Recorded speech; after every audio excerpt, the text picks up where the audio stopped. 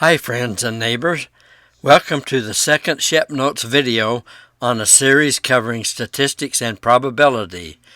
This video will focus on the spread of values between the minimum and maximum values in a list of values. Measures of variability in a list of values must use the values in the list or distribution to create units of variability that indicates the spread of the terms in the distribution. The measure must have a small value when all of the terms are close together and a larger value when the terms are spread apart, and the measure should not be related to the number of terms in the distribution or the means of the values. If we say that distribution B is more variable than distribution A, a good approach is to say this indicates the values tend to be further from the mean in B than A, or scattered away from the mean, rather than being clustered around the mean.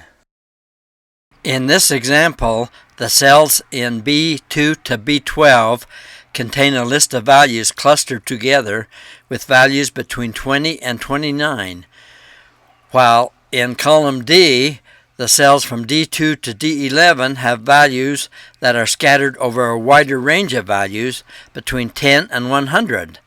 General measurements of the values in column B and D are: for column B, the minimum is equal to 20, the mean is 24.5, and the maximum is 29.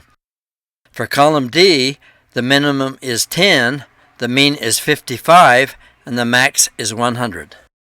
The minimum, maximum, and mean gives us a broad look at the extreme limits of the values, but say nothing about the various values between the limits and how they are related. Two more useful and widely used measures are the variant and its close relative, the standard deviation. Let's see how you would go about calculating the variance and standard deviation for a list of data values. Typical applications may use thousands of data values, but for simplicity, in this example, we will use this short list of the 5 values, 8, 9, 10, 10, and 13. The mean for this list of values was calculated with the formula equals average over the range B3 to B7, and the mean was found to be equal to 10. The first step is to create a list like that at A that contains an entry for each value in the data list that is equal to that value minus the mean of the data list, which is 10. This results in the difference values of -2, -1, 0, 0, and 3. The difference values in A are each squared and placed in the list at B. The mean of these squared values, 2.8, is the variance of the data list. The values in A, which are the value minus the mean, were not used to define the variance, since there will always be an equal number of negative and positive values which always balance out and create a mean which would be equal to 0. By squaring the differences, the negative values are eliminated and the mean can be something other than 0.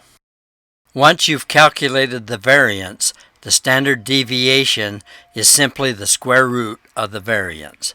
In this case, the variance is equal to 2.8 and the standard deviation is equal to 1.67332. Thanks for watching the second ShepNotes video on statistics and probability. This video focused on calculating the variance and standard deviation of a list of values. Watch for the next video, which will explore more features of statistics and probability.